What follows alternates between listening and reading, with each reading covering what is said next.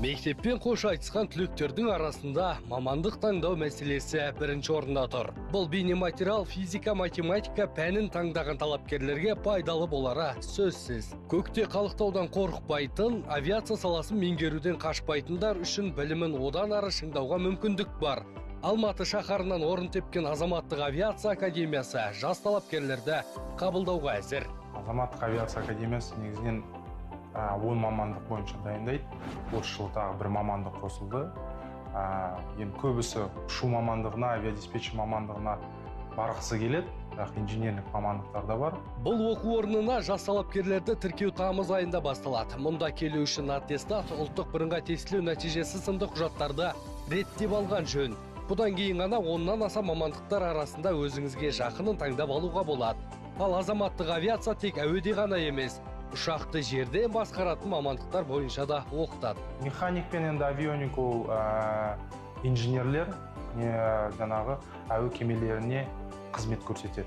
Егер сынып қалса, немесе техникалық бір ремонт қажет болса, соны қарастырады. Енді механик сырт жағынан ремонт жасайтын маман болса, авионик жаңағы әуе кеменің ішіндегі жұмыстарды атқарады. Авиациялық қауіпсіздік ол аэропорттағы жаңағы ең кіреберістен бастап тексеретін, сосын біздің багажымызды тексеретін адам барлық жаңағы тексерістен өтетін мамандарды айтамыз.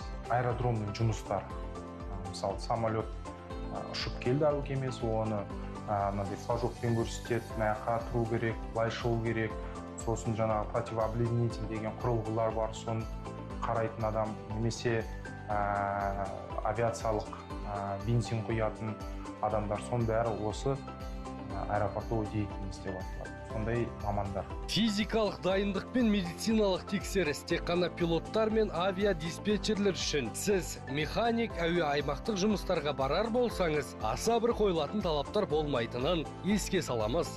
Көбінесе біздің талапкерлер бізге түсер алдында физподготовка мен медкомиссияны өту керек деп қорқады.